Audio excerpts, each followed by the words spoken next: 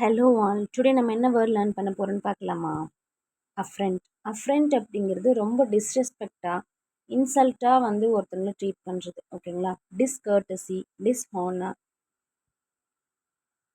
டிஸ்டெயின் அப்படின்னு சொல்லுவாங்க. டிஸ்டெயின் அப்படின்னா ரொம்ப அலட்சியமாக ஒருத்தங்களை ட்ரீட் பண்ணுறதுனால அவங்களுக்கு ஏற்படக்கூடிய ஒரு அவமரியாதை, அவமதிப்பு, ஓகேங்களா? டிஸ்ஹானர் இது எல்லாமே அஃப்ரெண்ட், ஓகேங்களா? ஸோ இதுக்கான க்ளூ இப்போ நம்ம ஃபிக்ஸ் பண்ணிடலாம். அஃப்ரெண்ட் அப்படிங்கிற வேர்டை நீங்கள் நோட்டீஸ் பண்ணிங்கன்னா அட்ஃப்ரண்ட் அப்படிங்கிற ஸ்பெல்லோட மேட்ச் ஆகிற மாதிரி இருக்கும். ஸோ நம்ம எல்லாத்துலேயுமே முன்னாடி இருக்கிறோம் அப்படிங்கிற பட்சத்தில் கண்டிப்பாக நம்ம அவமரியாதைக்கு உள்ளாக்கப்படுவோம், சரிங்களா? ஜெலசியான ஒரு விஷயத்தினால அப்படின்னு சொல்லி க்ளூ ஃபிக்ஸ் பண்ணிக்கோங்க. நம்ம ஃப்ரெண்டில் இருந்தோம்னாலே கண்டிப்பாக ஒரு ஜெலஸ்னால நம்மளை அவமரியாதை பண்ணுவாங்கன்னு க்ளூ ஃபிக்ஸ் பண்ணிக்கோங்க. நெக்ஸ்ட் நம்ம ரீகேப் செஷன் என்ன பார்க்க போகிறோம் அப்படின்னா என்ட்ரென்ச்ட்.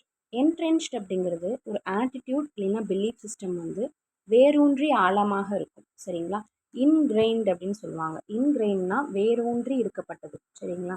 அதை உங்களுக்கு சேஞ்ச் பண்ணவோ இல்லை ரிமூவ் பண்ணவோ முடியாது, சரிங்களா? அதுவாகவே ஆழமாக பில்ட் ஆகிருக்கும், ஓகேங்களா? ஃபேர்மாக எஸ்டாப்ளிஷ் ஆகிருக்கும். ஃபேர்ம்னா ரொம்ப ஸ்ட்ராங்காக எஸ்டாப்ளிஷ் ஆகிருக்கும், சரிங்களா?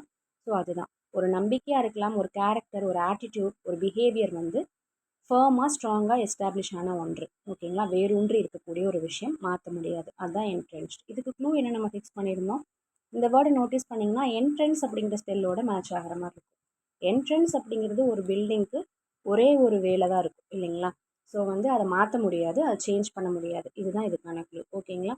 டுமாரோ ஒரு வேர்ட் லேர்ன் பண்ணிக்கலாம். Thank you, have a nice day.